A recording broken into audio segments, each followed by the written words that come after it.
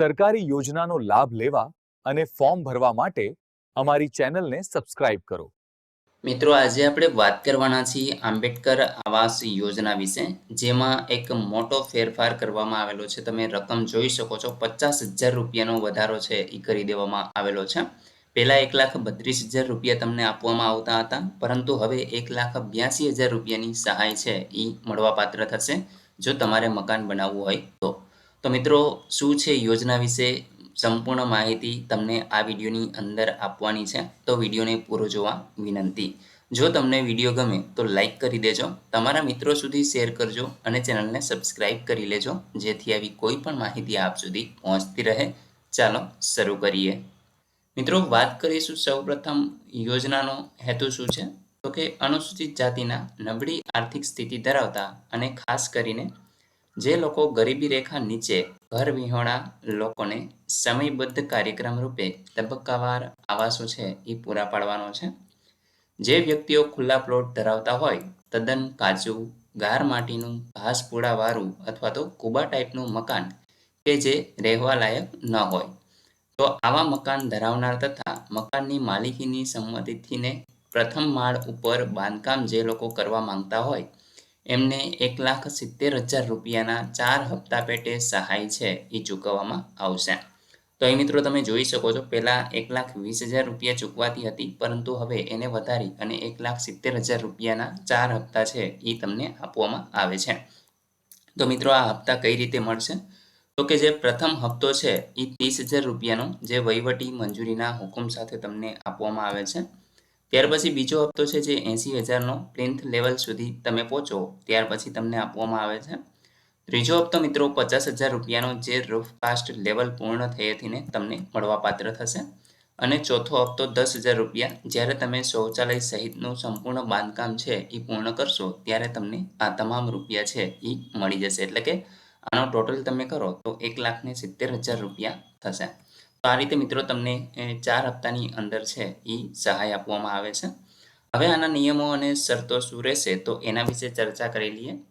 તો લાભાર્થી દ્વારા અથવા તો લાભાર્થીના અન્ય કુટુંબના સભ્ય દ્વારા સરકારશ્રી દ્વારા અમલિત અન્ય કોઈ પણ આવાસ યોજના હેઠળ લાભ લીધેલો હોવો જોઈએ નહીં।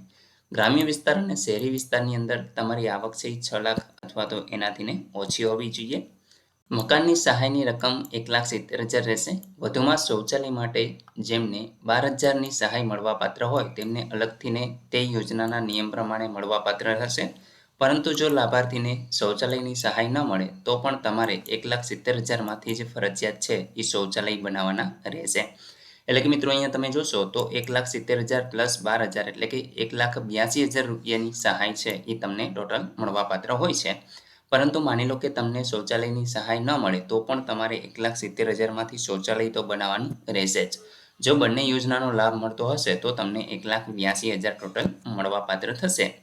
આ યોજના હેઠળ બનાવેલ જે મકાન છે એમાં લાભાર્થીએ રાજ્ય સરકારની આંબેડકર આવાસ યોજના આવી એક તકતી છે એ લગાવવાની રહેશે। મિત્રો તકતી એટલે તમારા ગેટ પાસે એક જે ટોડલો હોય છે એમાં એક આવું લખેલું એક તકતી છે એ ચોંટાડવાની હોય છે। એટલે કે એક મૂર્તિ તમે કેમ લગાવો છો બારે, તો એ જ રીતે આ એક છે એ લખાણ તમારે ચોંટાડવાનું રહેશે। ત્યાર પછી મિત્રો આગળ વાત કરીએ તો મકાન બાંધકામની ટોચ મર્યાદિત શહેરી વિસ્તાર માટે છે એ 10 લાખ અને ગ્રામ્ય વિસ્તાર માટે 7 લાખની રહેશે।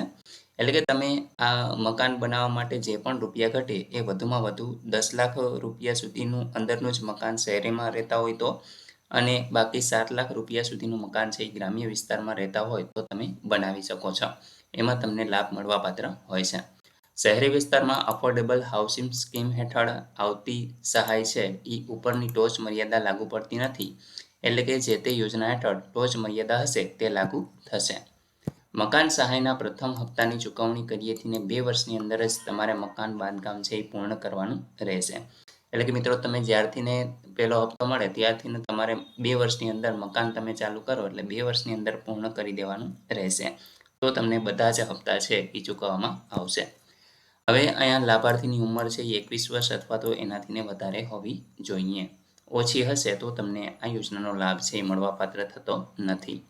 ત્યાર પછી મિત્રો વાત કરીશું આપણે જે ડોક્યુમેન્ટ છે તમે ઓનલાઈન અરજી કરો છો ત્યારે કયા ડોક્યુમેન્ટ તમારે રજૂ કરવાના છે. એક તો અરજદારનું આધાર કાર્ડ જોશે, અરજદારનું રેશન કાર્ડ, ત્યાર પછી અરજદારની જાતિનો અથવા તો પેટા જાતિનો દાખલો, અરજદારની આવકનો દાખલો, ત્યાર પછી રહેઠાણ માટે તમારે પુરાવા આપવાના રહેશે, જેમાં વીજળી બિલ, લાયસન્સ, ભાડા કરાર, ચૂંટણી કાર્ડ અથવા તો પરમિટની ઝેરોક્સ કોઈ પણ એક ડોક્યુમેન્ટ તમારે અપલોડ કરવાનું છે.